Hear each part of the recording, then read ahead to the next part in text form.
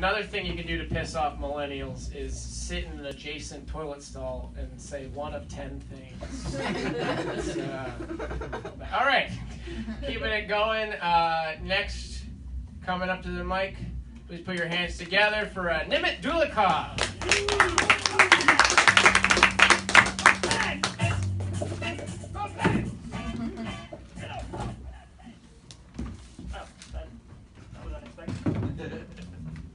While I was watching the other comics, I realized there's like 2 shadows behind me. So like, I have this fear now that the way I'm gonna go is with stuff falling from the ceiling, because there's stuff missing on the ceiling, followed by phantoms, stranger phantoms. That's how I'm gonna go, guys. Just putting it out there. If you have any paranoia, you can add that one to that. I realized I've been in the country for about 10 years now, and I was trying to do like a retrospective of my time in the country, like what have I been through, where's my life come, and I was particularly thinking about the first year that I was in the US. I'm from Mumbai, very different climate. I remember my first winter. I lived in Vermont. The temperature in Mumbai was 75 positive. The temperature in Vermont was 25 negative. That's 100 degrees difference, okay? You know what else is constructed by putting something in really hot temperatures and then moving it to really cold temperatures? Steel. That's how they make steel. The human body is not supposed to endure these temperature variations. I have no idea how I got to New England. They should have some kind of warnings, like, if you're coming from temperate zones, you were screwed. You were 100% screwed. It's like, so it was days when I felt like my blood had coagulated, like it was like jello. My testicles had receded into my abdomen. I had these glorious visions of winning the Tour de France, because like Lance Armstrong. Bad joke, sorry. I was dating someone at the time, and she'd come to the country a little before me, and I was like, oh, this is perfect. She's going to be experienced, she's going to know about change and living in a new place. And it was wonderful. She gave me some advice. She gave me a couple of lists. So one of them she called the luxury item list. She was like, you're dirt poor. These are things that you cannot afford. Ice cream. You can get chicken. Free-range chicken? No free-range chicken. GMO foods? That's okay. Organic foods? You can't get organic foods. And then there was another list, which was, here's food items and here's their prices. Anything that's over that price, you can't. You're just dirt poor. Don't do it. And there were a couple of things on there, and one thing I specifically remember was bananas. And she said, like, bananas are more than 30 cents a pound. That's too expensive. Don't go for it.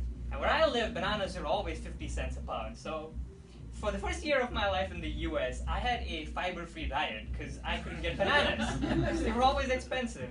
And I was looking at BuzzFeed about the advantages of bananas, and they're amazing. You know, there's like, they prevent cancer, they improve bone density, they can fight common cold, they're good for, they prevent cancer. That's amazing. The most amazing thing with bananas, they make your bowel movement regular. They avoid diarrhea. So I'd like to point out that not only was my life tough, my poop was also tough. It was hard. Like, come on, catch a break here. It's just so bad. But yeah, it was one of the things that I realized, because I was dirt poor and I couldn't afford anything, was I was on this diet, which I now refer to as the air and prayer diet, because air is free, right? You can take in gulps of air as much as you want, and then you pray to whichever God you believe in and say that, hey, I hope I don't die of starvation, because that might happen.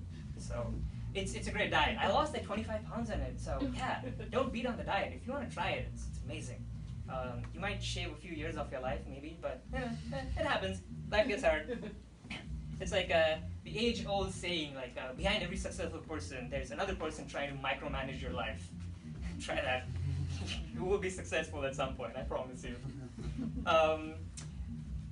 In my almost decade of life in the US, I've dated Indians, I've dated Americans, I've dated Americans of Indian heritage, and they've all broken up with me. Which I realized that if you made a Venn diagram of my life, basically the universal set has rejected me. That's where my life is. Like winning in math and losing in love. That's how it is. But I did have the proudest moment of my life recently. I was dating a white American, which is amazing, and I'm brown, you know, that's we were walking down the street in Somerville, and these two white girls come up from the other side. They're walking towards us. One of them looks at me, looks at my girlfriend, looks back at me, says, "You got it," high-fives me, and then walks away. And I was like, you know what, guys? For a brown person, this is the most amazing moment. Like, forget about all the degrees I got in this country. That is not important. The fact that the white community just accepted me, this right here, I made it. That's all I got. Thanks.